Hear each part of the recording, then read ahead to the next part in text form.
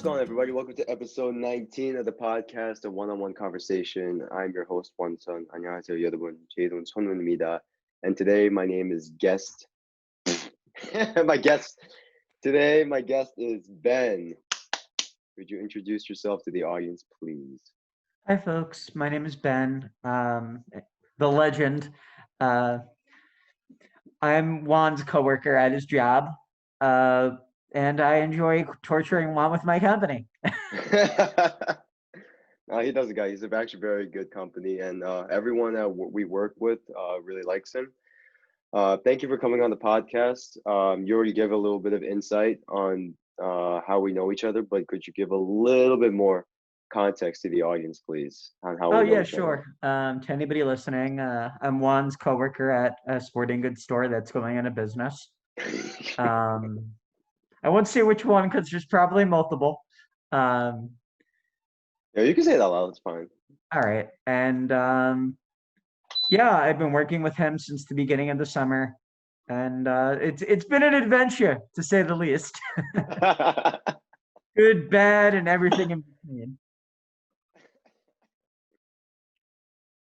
All right. So the first question is, Ben, what do you do? Does planning world domination count? No, actually. What do I do? Do you mean in the context of like hobbies and stuff? Yeah, but then you're a sales associate, and then you're a specialist of the sporting goods and all that. Yeah. Oh God. Yeah. Juan is correct. I am indeed a sales associate. Sorry for the mask. One of my family members was over, and they might have been exposed. So I'm like trying to just be cautious. Main point. So work. I'm a sales associate. I help the customers. I help them find what they need. And if they're upset or irate, I try my best to assuage them and calm them down. Ben is by far one of the nicest sales associates I've ever worked with in terms of addressing the customers, because he actually initiates the conversation between the sales associate and the customer. Usually my style is just waiting for them to come to me. But no, this guy actually goes out, "Hey folks, can I help you with anything today?" I'm just like, I don't know, man. No, I hear you. And you gave me an explanation why you do that. I do that because when I worked previously, I worked at a repair shop and a gas station and a convenience store for 6 years. So one of the things that was really drilled into my head by my boss, he had worked there for about 36 years of his life. And one of the things that was ingrained to him by the former owner was service and good service. He also owned two Hallmark card stores that he ran for over 10 years between the two of them. And, again, it's a service-oriented business. And one of the things that also made me hone my craft, I guess, in customer service was when I worked at the repair shop, I made a lot of tips. I worked really hard, rain, sleet, snow, or shine, whether the person was mean, rude, whether it was a language barrier, whether the person was deaf, hard of hearing, etc. I tried my best to communicate and give them quick, speedy, and compassionate service. Because, it's not only the right thing to do and you might just learn something, but, you never know, as I like to say, you never know who you're going to meet and working with the public. You might get a job offer or two. You might end up with an extra $2 in your pocket. You never know. Ben actually got 6 job offers at where we work. I don't know why. You're just doing that because for privacy reasons, or can I say the name out loud? You could say the type of work. No. Like where we work right now, I can't say the name out loud. Yeah, man. If you want to, be my guest. Okay, so job anyhow. So we work right now at Modell's, but the liquidators have taken over. If you guys haven't known, it's bankrupt, and So everyone there is either going to be going back to school or going to do another job or something like that. And my friend Ben here has 6 job offers already. And when I found that out, I'm just like thinking, well, what am I doing wrong? What am I doing to hinder myself for progressing into maybe another job or something like that? Because you just never know with life. As Ben has reminded me multiple times, you just got to keep, as well as Paul, a very good manager of ours, who's given me advice, and as well as Ben here, you just never know. So you have to keep that consistent, kind approach with any customer or any one in general, because you just never know if how their presence is going to appear in the future in your life. One of the things I sort of, I guess, noticed about you is that you're a very compassionate person. And when you're dealing with the public, that's a very good trait to have, because the good Lord knows there have been plenty of irate customers that me and you have had to deal with, about whether it's about us not taking gift cards anymore, or that being a particular one, or us yelling at them, wear a mask. Oh, right, yeah.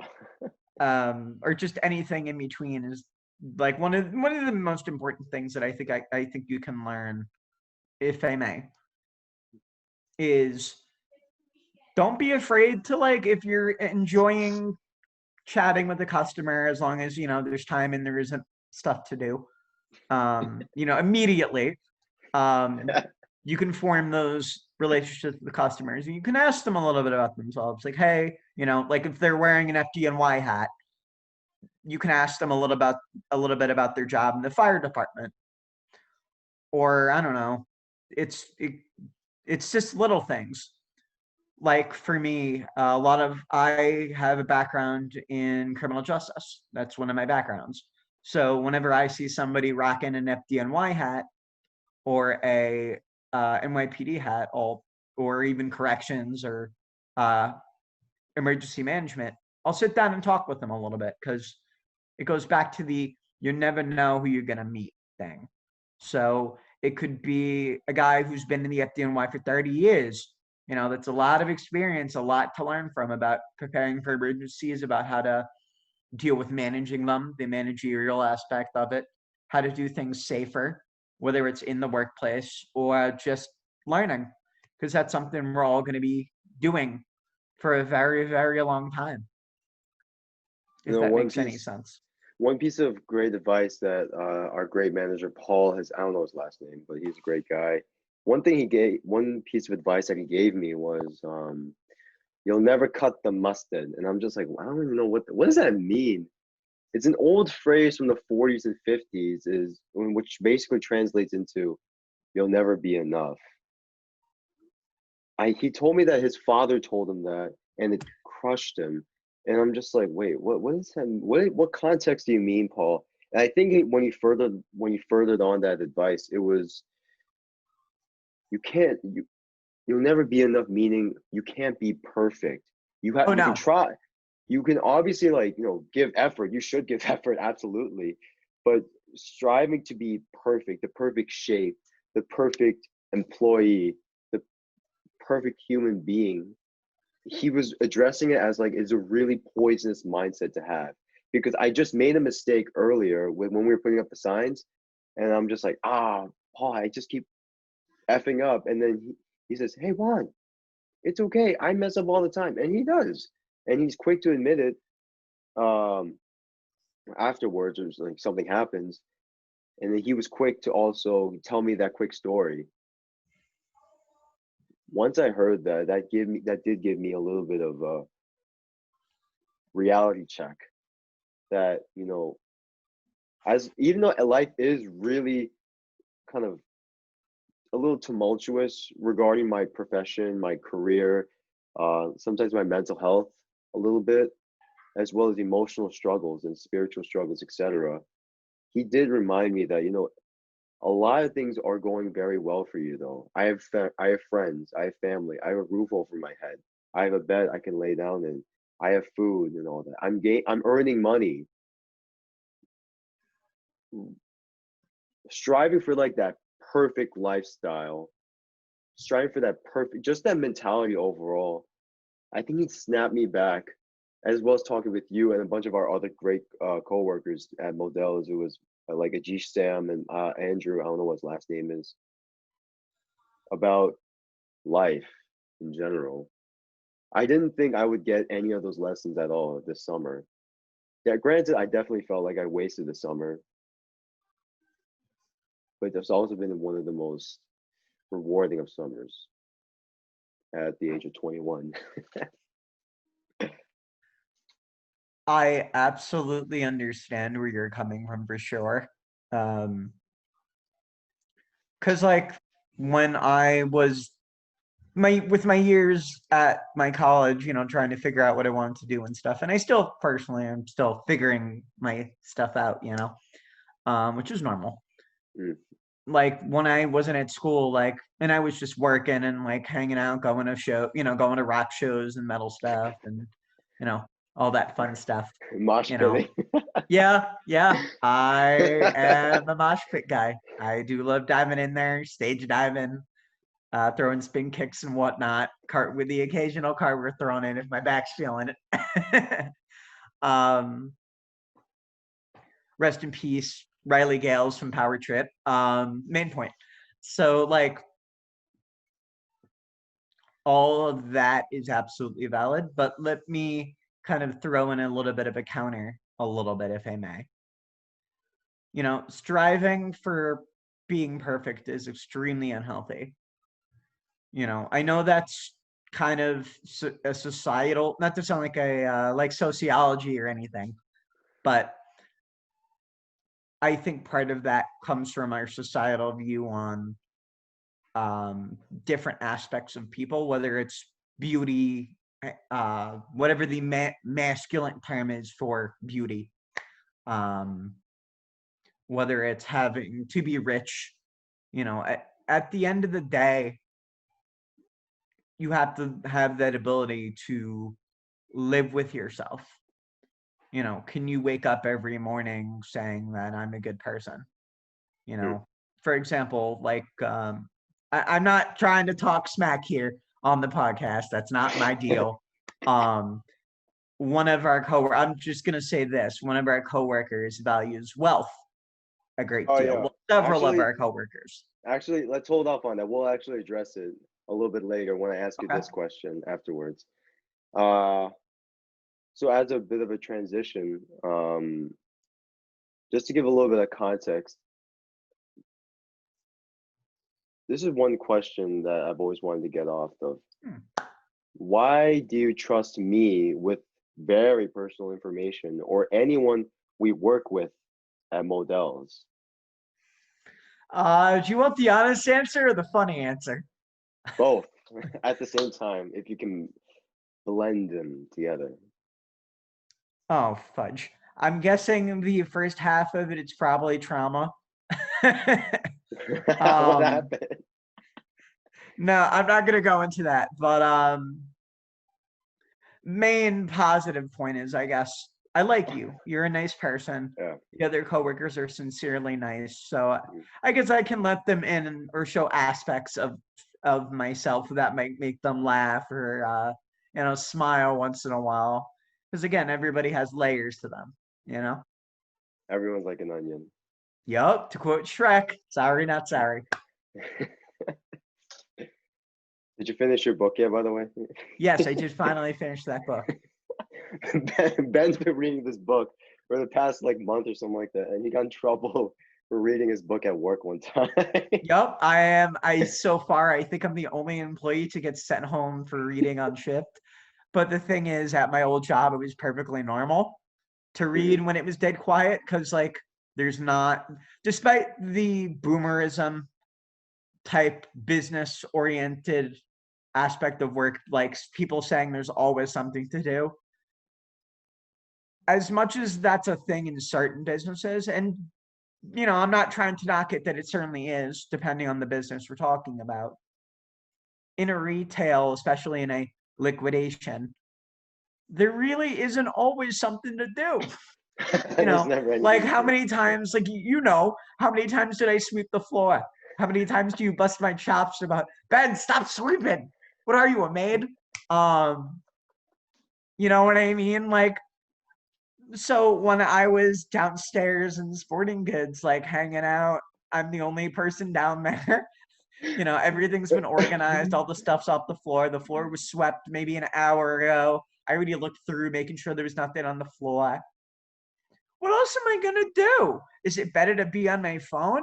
Or is it better to sit down and like keep an eye on the floor and read a little, look up a little, read a little, look up a little? Yeah, pretty much. Right. So here's a question that can easily transition to what you were about to entail a little bit. So guys, recently me and him had lunch. It was very solid food, by the way. Shout out to BBQ Night here on Hempstead Turnpike. It's a quick shout out. Ben, could you summarize our conversation at that restaurant where you educated me a bit about the Jewish community and slash continue on that last point with one of our coworkers?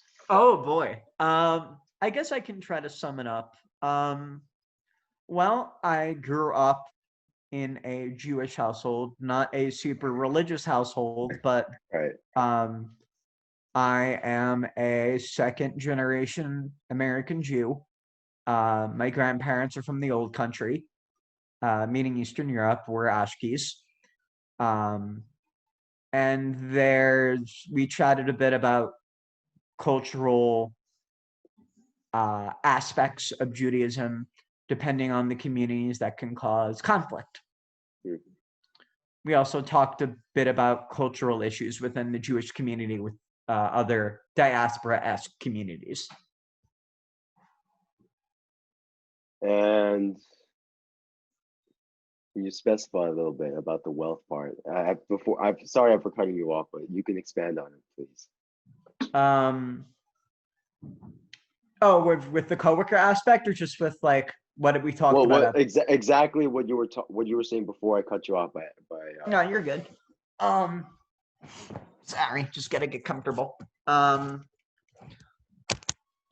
Oh, sorry, you got the view of the ceiling there. Not intended. Ben looks so cuddly. Huh? Ben looks so cuddly. Hey man, it's my house. I deserve to be a little comfortable after a long day. What do you call it? Wealth. So for me personally, like for some of our coworkers, as I was saying earlier, they put a great deal of time and effort into valuing money and the continuous pursuit of it. Don't get me wrong, money is important. Money is what allows you to put food on the table, roof over your head, as orchestrated by my ceiling. In comparison, money, we need to have some sort of livelihood. I'm not saying that, you should suffer and be poor, or that, God forbid, you should make bad choices and should end up homeless, because life happens. Everybody's two or three bad decisions away from ending up homeless. But main point, a great deal of our coworkers put emphasis on money and the pursuit of it. And for me personally, I've seen that my whole life. And money corrupts people. The pursuit of it. I mean, listen, it's one thing to work, to put your axe to the grind, work over 40 hours a week, you know what I mean? Trying to hustle to get that overtime. Like, you know what I mean? That's I can understand that, you know what I mean? You're trying to provide for yourself. It's another to want to live that rich lifestyle and like have a Bugatti, have a Lamborghini, have like 5 yachts. You know what I mean? Like, I'm not saying if you want to be wealthy, that's great. But at the end of the day, man, when you're, pardon me for getting morbid here, but when you're on your deathbed, Yeah. That's just physical stuff, man. Like, Right. money's not going to go with you when you're dead. What's going to go with you when you're dead is your impact on the people around you, how you treated other people, how you gave back to your community, how you cared about other people. And whether you were there for them or they were there for you at the end of the day, you know what I mean? Caring about other people. You know, money, people, for me personally, it's people over money. You know, like one of our younger or youngest associates claimed that I had a poor mindset for Oh, not was this wanting, recent? huh? Was this recent? I Yeah, actually didn't know. I don't know this the was the story other night. actually. Yeah, Oh, I don't. Oh, I wasn't there then. All right, let's see. because he wants to live a rich lifestyle. Right, right. You know, lots of material possessions, the whole nine. You know, there are multiple ways to look at someone as wealthy. I know quite a few people, my old boss, including is one of them. He lives very frugally. He has a 2-bedroom apartment in Queens. Has 2 cars. He bought them both used. They're not leased or anything. So he knows how to mechanically upkeep them. You know, he's Nice. owned a mechanic shop for 36 years. Hmm. No, 34, now that I think about it. And he's saved his money, you know, from his business. You know, there were good points in the business and there were low points in the business. But at the high highs, he was making over $300,000 a year in repairs. That's a lot of money. $300K per year? Man, if I was rolling in that though. But you know what he did? He didn't spend it on buying a yacht. He didn't spend it on buying like big expensive stuff. I mean, he did have his hobbies, and there's nothing wrong with doing stuff that you love and adore because, you know, it's healthy to have stuff to do that we enjoy, whether it's golf, coin collecting, video games, comic books, record collecting, whatever your hobby is. You know what I mean? And he lives very simply. And I'm going to be honest, he is kind of a millionaire. And there's another guy in my neighborhood. He owns a few apartments, along with a few small businesses that he worked hard and saved his money and everything like that to do it. And he lives the same simple lifestyle. It's not like he's living in a mansion, you know, like some of these Hollywood folks. He lives in a simple 3-bedroom house on Long Island, you know, because like at the end of the day, again,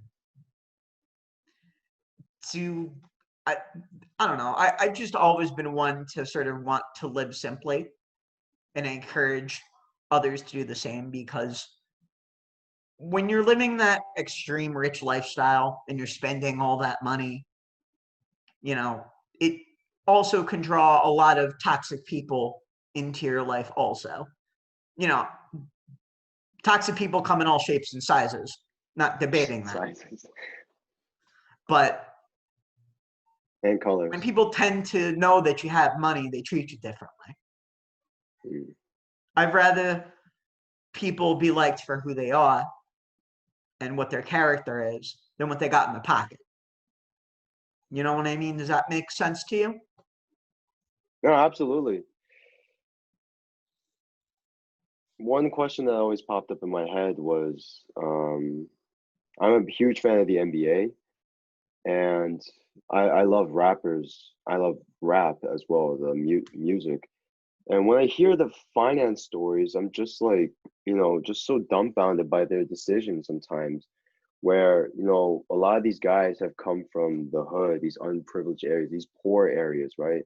If you had very little, right, and you were given so much at a young age, why would you not maintain it or just be frugal with it, be smart with it, be compassionate with that money?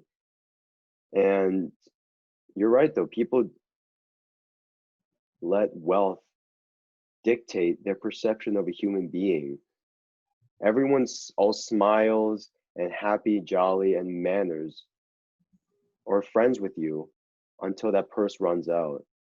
What was it? I think it was a SpongeBob episode where he ran out of money and then everybody just left. They had no hesitation to leave him once the money is gone. That is a very key thing that I feel like a lot of youths do forget. If you're going to have a lot of money, I personally am all about investing in the youth, invest in the kids that because they're going to they're the ones that are going to make the huge difference. It's always a generation after us, my kids, your kids, our kids' kids type of thing. The lack of love that money takes away from us is definitely alarming sometimes, where I've seen people where it's affected me too. It's affected people's compassion in general. It's sad sometimes. Growing up where I did, I mean, listen, I'm gonna be honest. I didn't grow up in a poor neighborhood or anything like that. I was very, very fortunate and lucky, unlike some of the people that I met when I was older, and got to learn about different socioeconomical classes and their experiences, in acknowledging my privilege. Growing up, I saw how much money matters to people. And like, for example, when I was an intern at a radio station for my senior year project back in the day, when dinosaurs walking the earth and I was buddies with Fred Flintstone casually. What do you call it? There was a young lady there who I was interning with, and she, we chatted casually about, plans and after school, high school and stuff. And she was asking me, "Oh, where are you going?" And I said, "Oh, I'm going to my community college here on Long Island." Right. And she said, "My parents would have my hide if I were to go to community college instead of a 4-year school, or a school that would have a master's program or whatever." And education is, you can get that anywhere if you're willing to pick up a book, if you're willing to learn how to swing a hammer, if you're learning how to fix a car, if you're learning how to be good at customer service. That's education. Mm. You know what I mean? It's the same education you'd be getting, whether you're going to Harvard or whether you're going to a trade school for HVAC. You're still going to get an education and you can learn. The information is out there. Libraries are still a valid and important thing, but main point back to the money thing. For so many people out here where we live, who live a life of privilege, they definitely, there's emphasis put on not looking poor, for example. Again, my parents would have my hide if I went to a community college, for example. Ethos sort of chime in here, I guess. But I definitely feel like it definitely plays a role on our area for sure about people's perception of other people, for sure, and it affects the relationships for sure. And I think for a lot of people, it's kind of hard to acknowledge that privilege, I think, and for them not to realize that that's not normal behavior, that it is okay to go to trade school. It is okay to go to a community college,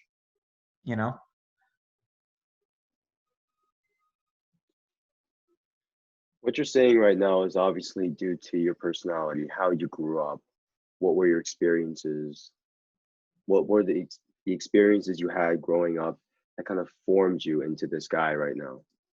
Like one Oh question boy. I had was, what are some important moments in your life that created the main building blocks of your character right now?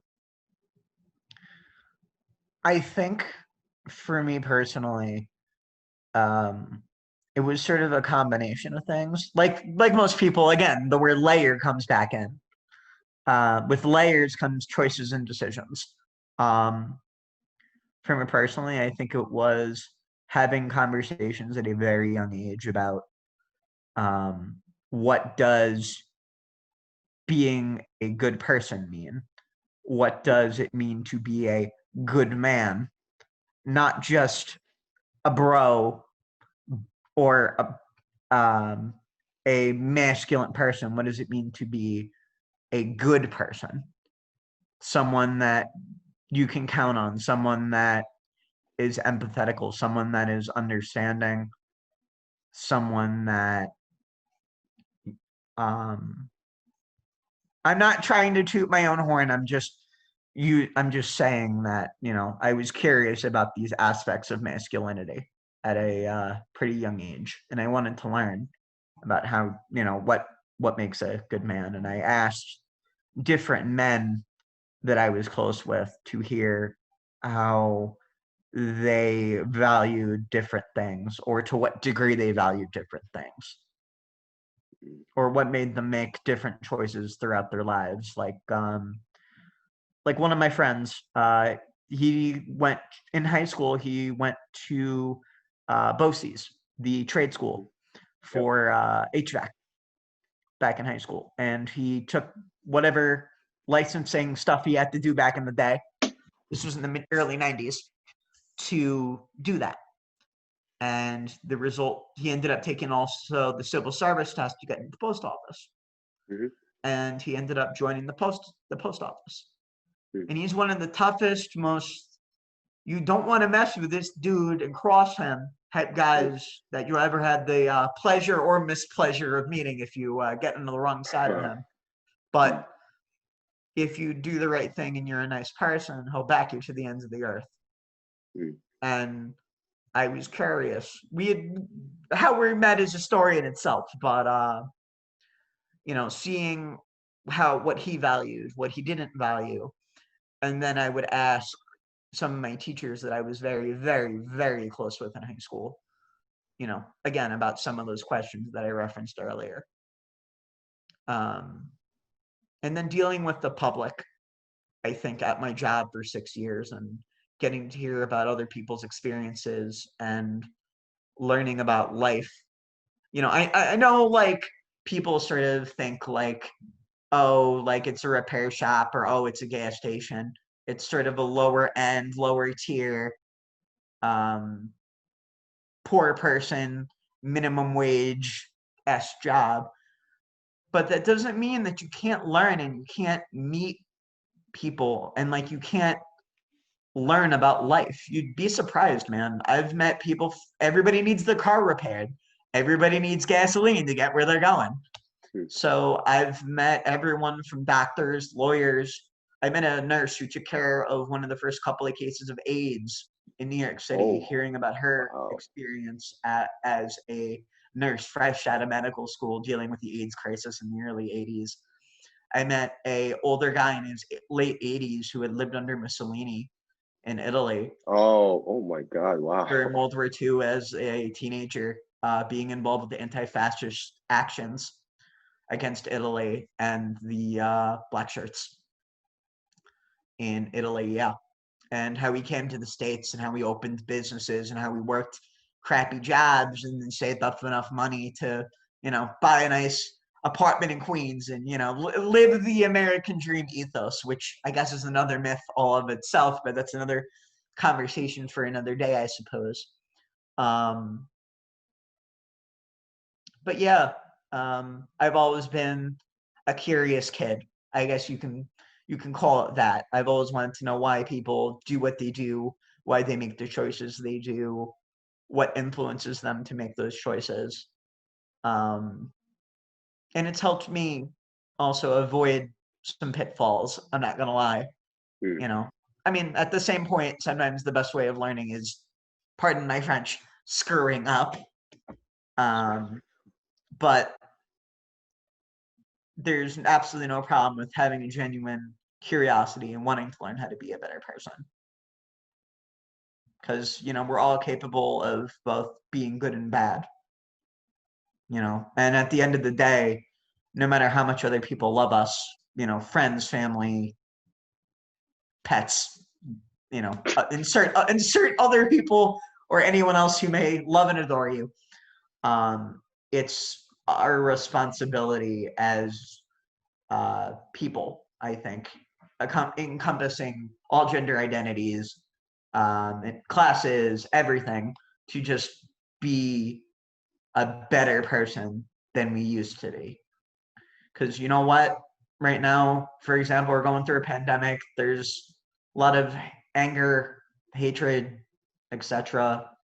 And I understand plenty of the animosity. Absolutely. But I just mean this in general. We're going through a lot, especially in the States. Europe is a different ball game. The rest of the world's a different ball game. But I think we can become a more compassionate, empathetical, more caring society if we all just sort of asked ourselves, what can I do to be a better person? Mm. Does that make sense? Yeah. When you sort of hearing that story with the guy who lived underneath Mussolini, that must have made you going like, wow, while you're just listening to this story.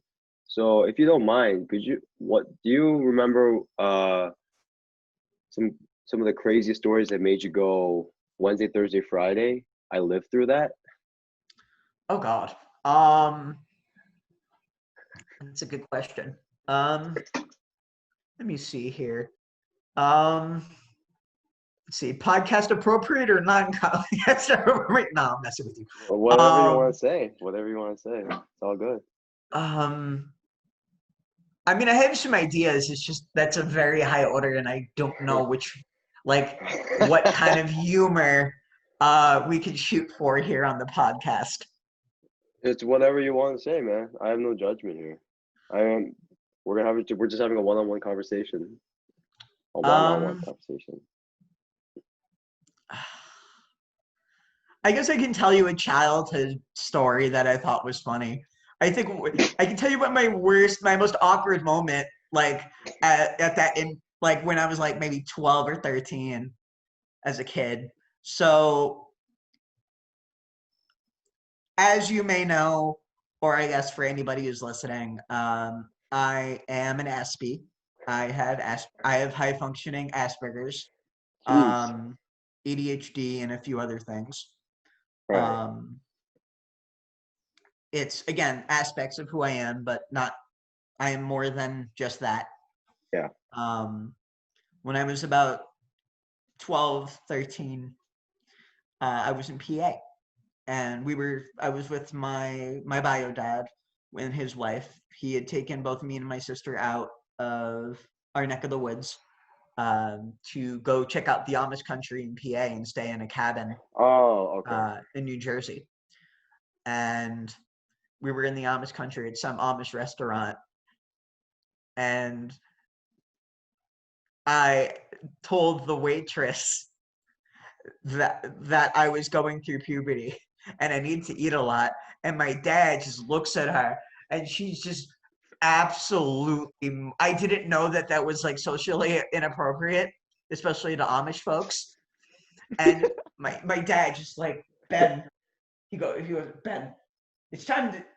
He gives me the hand gesture for, yeah, I think it's time to shush now.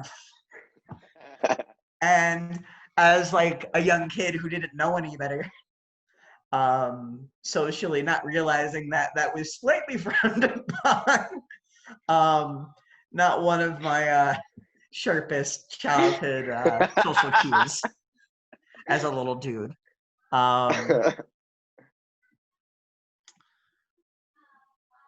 But in terms of like wild stories, everybody's been wanting to hear some of this stuff, man. Some of it, just a little taste. I mean, I don't want you getting flack for talking about anything. No, it's okay. Well, I'm not gonna get what was Flash? Like, you got swatted, right, or something like that? No, nothing like that. I don't want you, like, I don't know, getting yelled at by like your parents or whoever, whatever academic thing makes you listens to this. I don't know. I don't know what scrutiny you're under, so I just don't want you getting in trouble. It's all Um, right. It's all right. I'll figure it out. I'll get the legal paper set up. all right. I can tell you about my first time in a sex shop.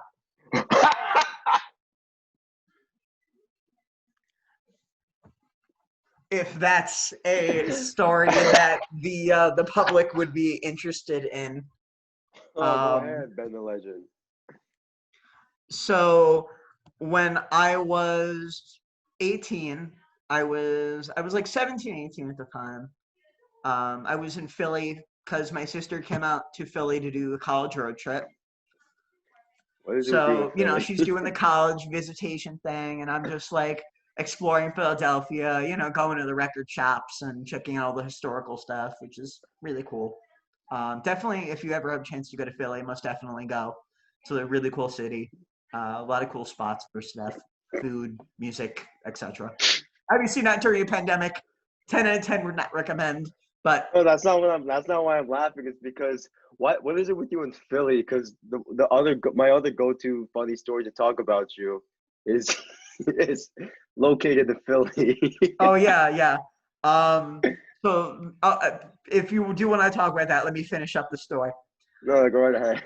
So I'm like 17, 18, like this little like I was like super duper skinny. I must have been like not even 120 pounds soaking wet. Like I was just this really lanky, awkward kid. Even more so than now. Uh, so I'm like walking on the block and I see sex shop. You know what? I'm gonna go check this out. So I walk in there and I'm seeing like bondage rope and swing sets for sex and all different kinds of condoms and dildos. And the gentleman who worked there, like, this really nice guy, was a kid, do you need anything? And I was like, it's my first time in a sex shop. Like, um, do you have any advice for like any young guy, like just starting out with like, being young and promiscuous, if you want to call it that. And in the conversation, he says, the most important thing about sex.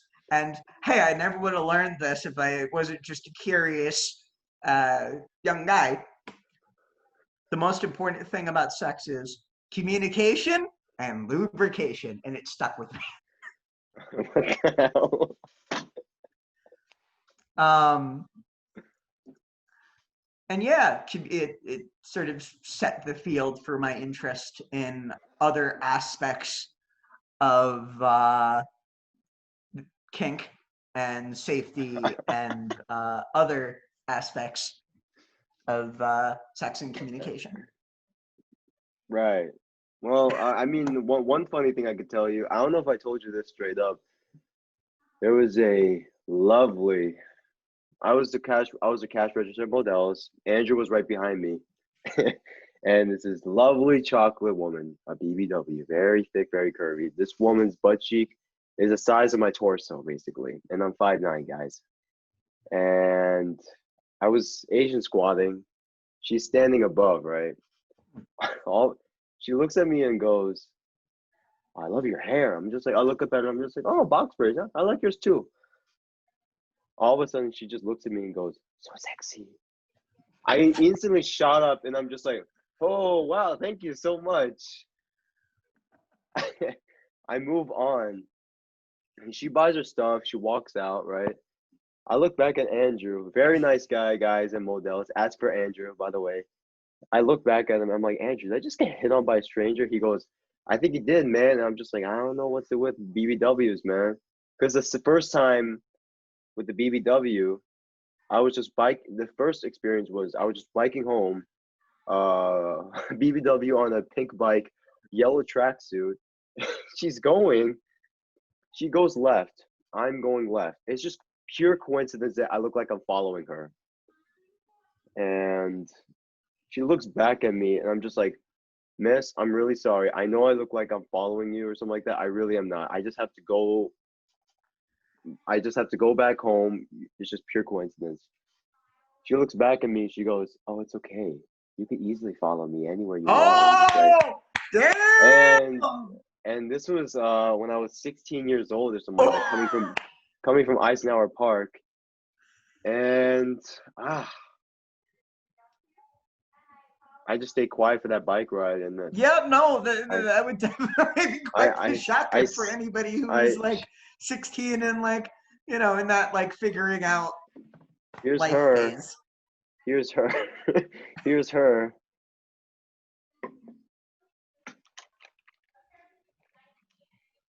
Here's her, here's me.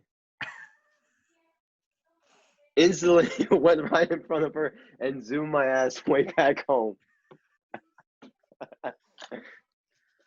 Do you have a funny story of if you were hit on at work or something like that? Because I think one girl was like very attracted to you, and Yeah, you made her buy like $100 worth more stuff or something like yeah, that. that was an incident that happened at work. So I'm just running the register, doing what I got to do at my job. You know how it is. Yeah. And this customer comes up to me, and you know, I'm just chatting it up with her a little bit. You know, there wasn't a line or anything. It was late at night, not like super late, like 1 a.m., but like, you know, relatively close to the ending of her shift. Yeah. And we're just chatting it up, and she just ran back in the store after putting some stuff in her car to grab some other stuff, and I'm just like doing my thing, just chatting it with her like normal. And my manager, after she leaves, gets on the radio and she's like, "Ben, she was flirting with you. You should have asked for her number." And I'm like, "Wait, really? Her? Yes. Her. Why didn't you ask for her number? Me. It went over my head like an airplane." And it had turned out that she had bought $100 extra worth of stuff that she didn't need just to come back and chat with me. I guess she thought I was nice or cute.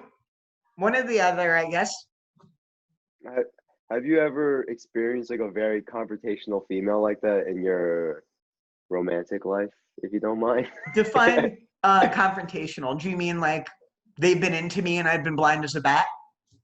That too, or it could be as verbal as, "Hey son, bring that fine Jewish self over here," or something. Yes, actually, I have.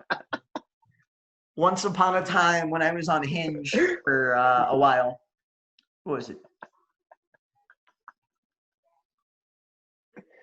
Sorry, I'm like thinking. Maybe about a year ago. No, actually less than that. 6 months. Right before maybe in like January of this year, some girl had liked my profile. So I was like, okay, cool. She lives like 20 minutes away. Like, whatever. Like, let's chat, I guess. And we started chatting and stuff. And she's like, "Oh, why don't we like video chat or whatever?" So I'm like, okay, cool. Um, Within about 5 minutes, she used the term "our future." I'm gonna suck your dick, and um, gave me a very intimate nickname, one that I shall not repeat on air. That was Can we talk about extremely it work? disturbing, to say the least, for anyone listening, if my body language doesn't give it off. What was the first letter to, at least? It was my name with a certain connotation. Ben the Legend? No. It was Benji Boo. Oh, Yeah. come on, man. Yeah, no, it was that cringy. And Oh. and she also was recovering from heroin. Yeah, she was just casually admitted that to me within 5 minutes of meeting me. Listen, I don't shame addicts. I have friends who are ex-addicts. I'm not Yeah. demonizing anybody who's an addict. Uh, not in any way, shape, or form. She just chose to inform me of those things rather quickly. That's cute. And that she was casually going for treatment for her alcoholism that she was currently working on. When also, fun fact, if you're going into treatment for alcohol, you're not supposed to have any romantic relationships for a year. That's another story for another day. But yeah, that was rather uncomfortable and rather forward.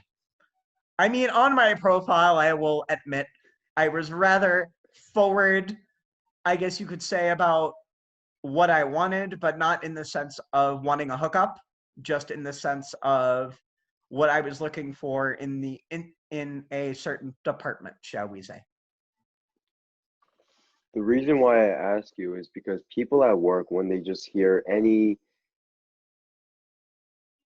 inklings of your sex life, they're just so stunned that this kid can get it.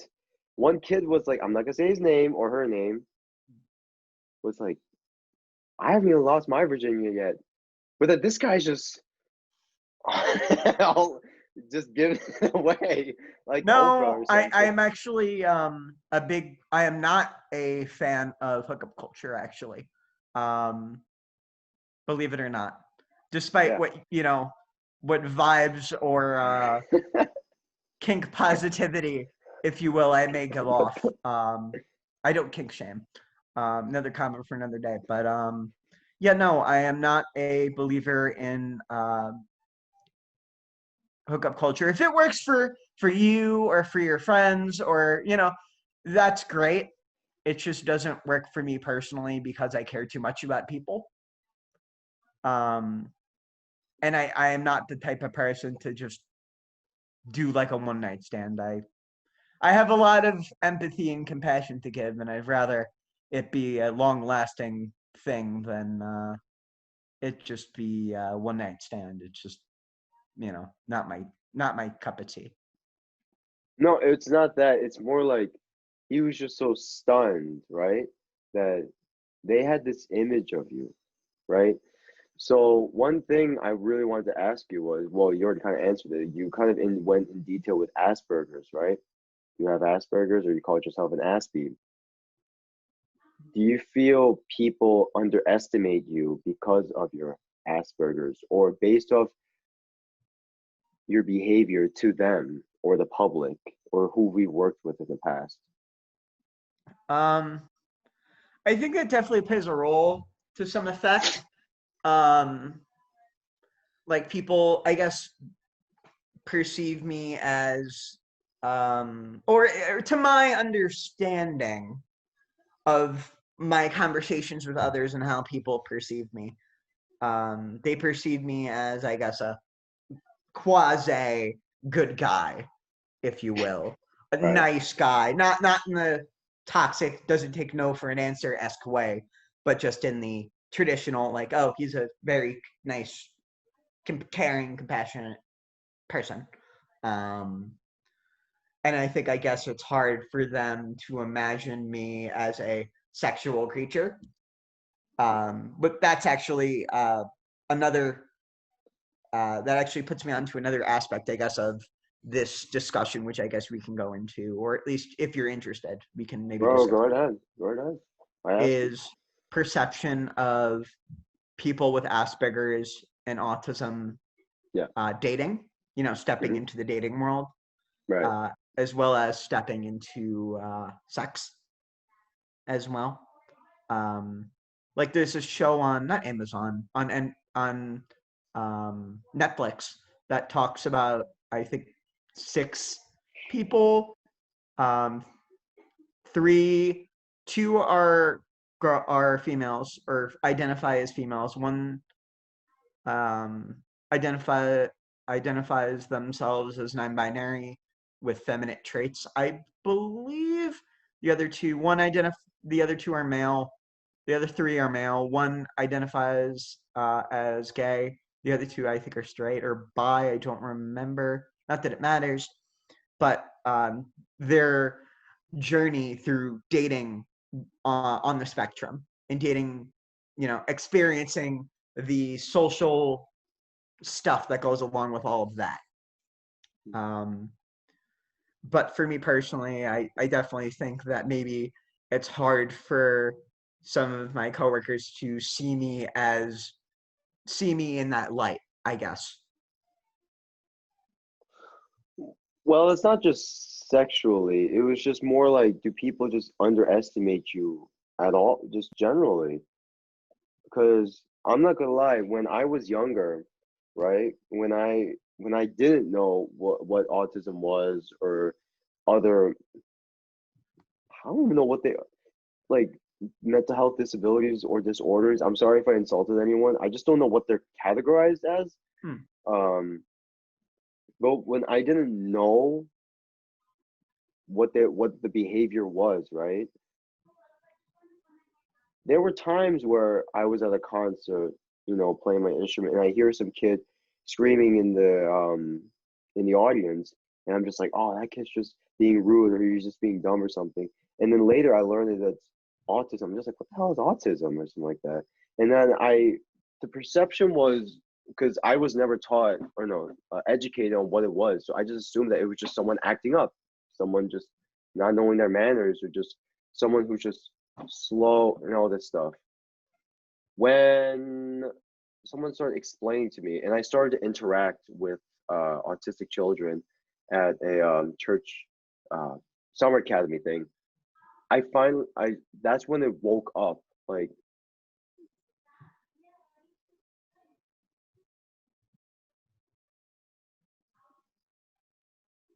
they're not dumb, they're not slow, they're not. It's just they think differently. Like you have educated me on, where you said it was, what was it like? You said around the lines of like logic or something like that. I can't remember what you said to me exactly. How you think compared to how I think. The term neurotypical is used. How Okay. it means people that um, I guess are normal, and then there's people with autism, Asperger's, ADHD, etc. That my brain works differently than yours. I guess you could put it that way. Hmm.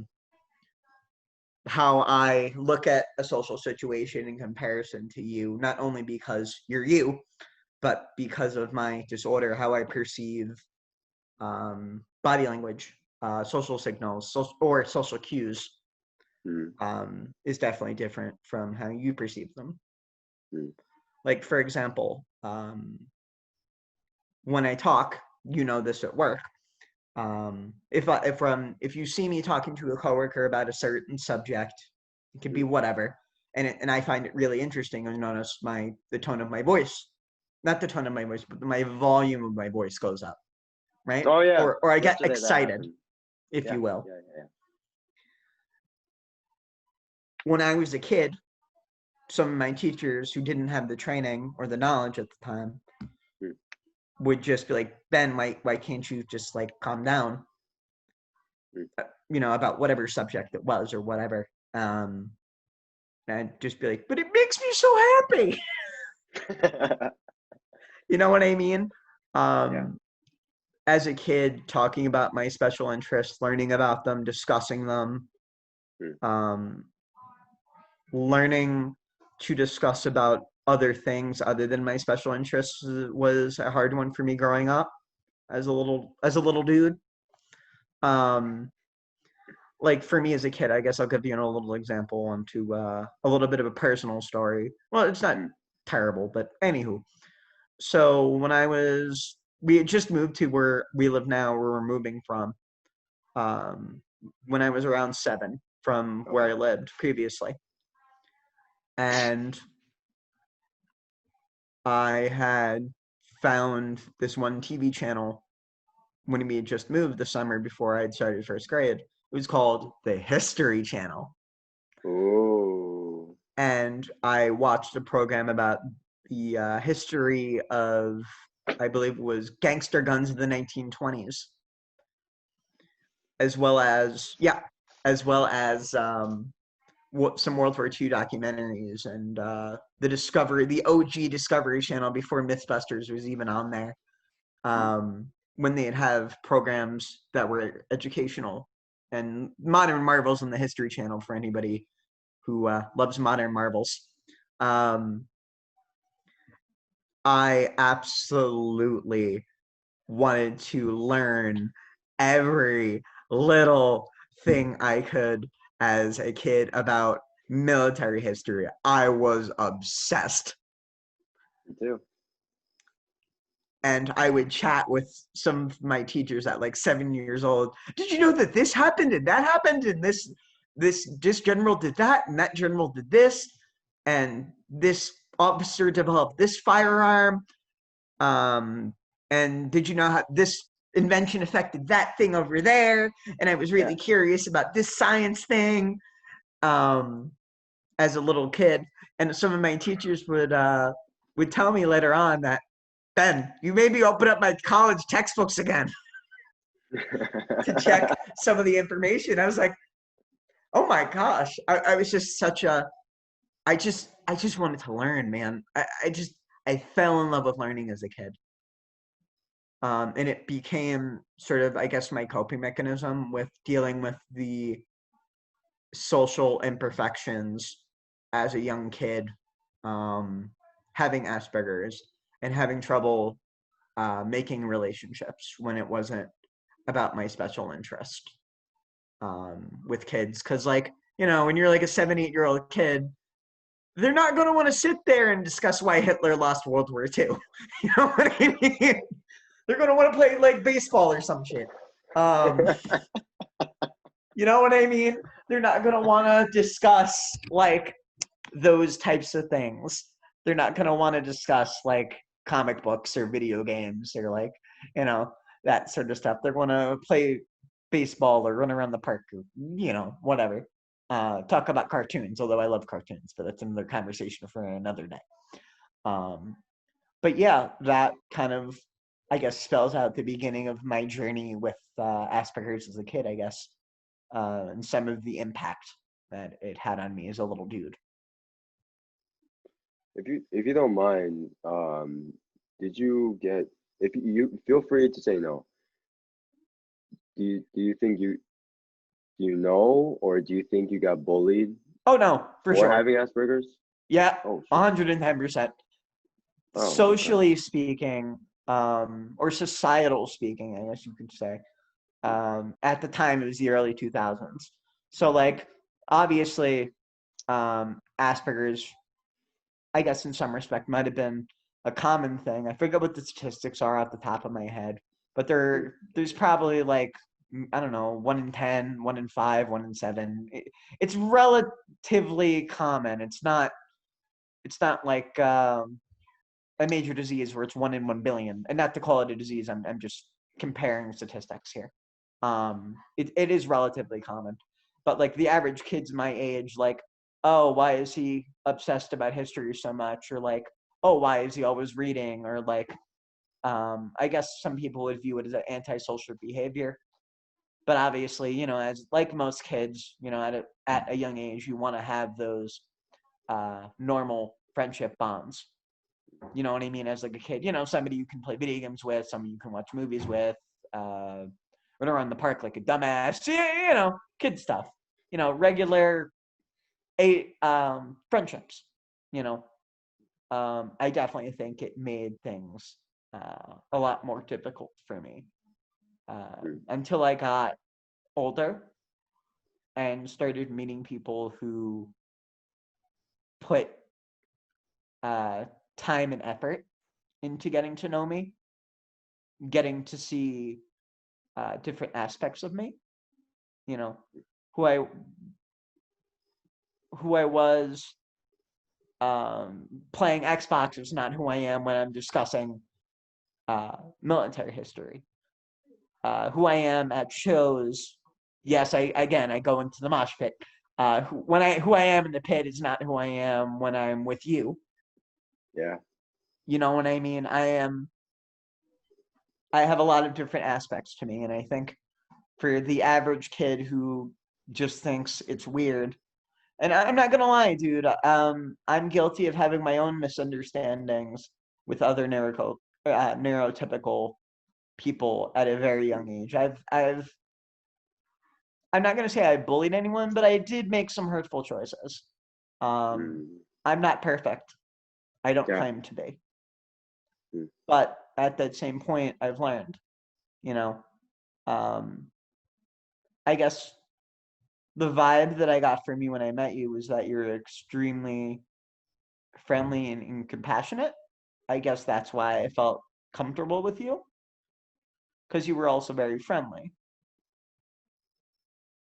and you weren't making judgments about what I couldn't do at work or what was giving me difficulty. You just judged me on how I treated you, if that makes sense. if you guys don't know, Ben is one of the most loved employees that we've got. We sometimes I joke when I talk about Ben, like it's not bad. It's more like it's just a little bit of a joke, like a little bit of a teasing. For example, like I say, "Oh, when you meet Ben, you know he talks like a Disney character,"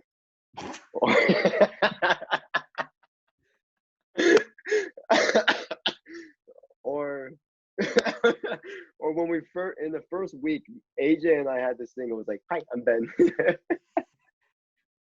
I don't know if he's done it in front of you, but you've No, laughed it he off. didn't. He hasn't? Oh, No, not well, yet. oh, okay. Well, because usually I think it's just more of like a Long Island thing or like an East Coast thing because we're a little bit more nasty, right?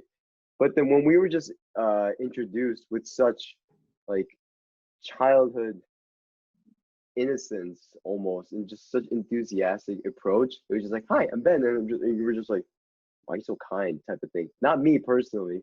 It's just that he and I were just observing it, and then, "Hi, I'm Ben." It comes out, man. You're definitely not the first person to say that for sure. A handful of years ago, I fucked off. Excuse me. I went on a misadventure uh, out to Chicago to check out the music scene Yeah. a little bit and went to a show out there. And I was in traditional Ben fashion. For those who don't know, I like to chit chat with everybody. You Yeah, know, yeah. especially if it's people I don't know and it's my first time out there. Like, of course, I'm gonna want to know what the deal is about the local scene and what makes things tick out there. Who are the promoters? What are the venues? A little bit about the history if I can learn. It's just how I am. Um, so I was there with a friend from the Midwest, and I was just chatting with everybody. And I had found out later in the evening before we left, he's like, "Ben, I have something to tell you." Oh, Me, "Are you good? Like, what's going on?" Of course, like I went in closer, like, "Yo, is everything good? Like, do I have to like break the crowbar out of like the back of the car or something? Is it go time? Like, what's going on?" Um, and he's like, "Ben, they were all asking me, why were you so nice?" Like, I get, it was in the middle of the Midwest, so like, I guess they've never met somebody who's like really friendly. I guess they expected, being from where we are in New York, I guess they expected maybe me to be a bit of a dick, to be, quite honest. Maybe I don't know if they thought like the New York tough guy attitude or whatever. Instead, they got like, "Hi, I'm Ben. I'm from out of state. Like, you guys know any cool bands? Check out, I think they were perplexed a little bit. yeah. But yeah, that's just one of the examples of that happening, I guess. Hmm. Let's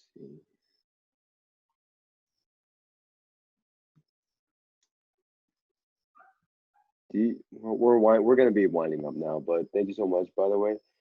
Um, do you have any advice that you feel you would be proud to say and you want to see carried out after this podcast? For you personally, or just like in general for anybody listening? Anyone listening out there? Hmm. I'm gonna say this: money is important. I'm not denying that. It's required to live, unfortunately, in this capitalist society.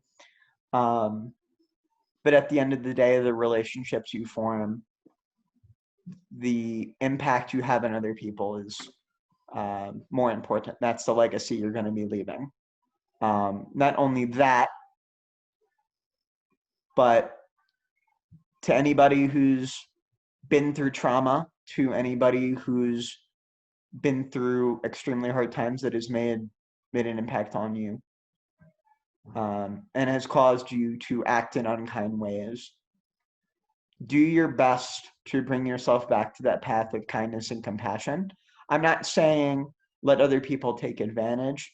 What I'm saying is to, in this ugly world we live in, do your best to remain kind and compassionate, because at the end of the day, all we have is our fellow humans, and we want to try to make the world as better a place as we can.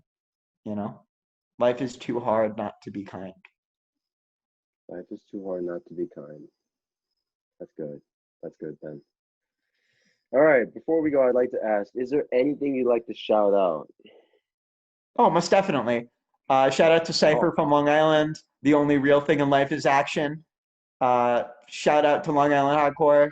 Shout out to Long Island Death Metal.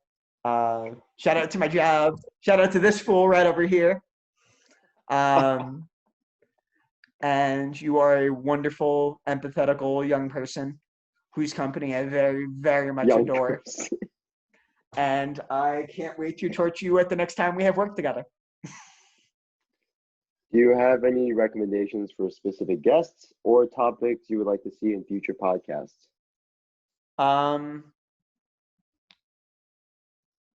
I think for you, and I think for whoever I think is interested, I think toxic masculinity might make for a interesting episode. I know some of the folks who may listen to this don't believe that it's a thing, which is perfectly fine. But or at least be open to learning.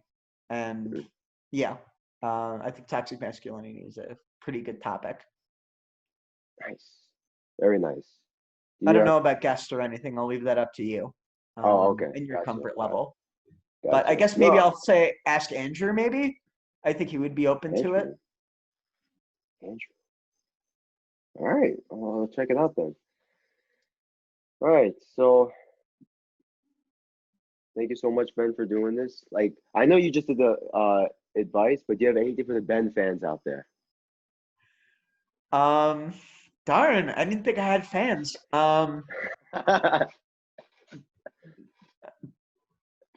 Thank you all so much for being so compassionate and caring about me, and for making me smile, and for just caring and just having my back when things are rough, whether it's at work or otherwise. Means a lot. And just don't change except for the better. And that's what I'm going to say about that. All right. Thank you so much. Keep educating yourself. Education is one thing nobody can take away from you.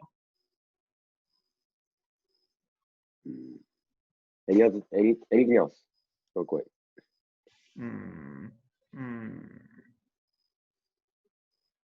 Epstein didn't kill himself. All right. Anyway. All right. Enjoy the podcast. Please share the video, like, comment, subscribe, and always, y'all have a blessed day.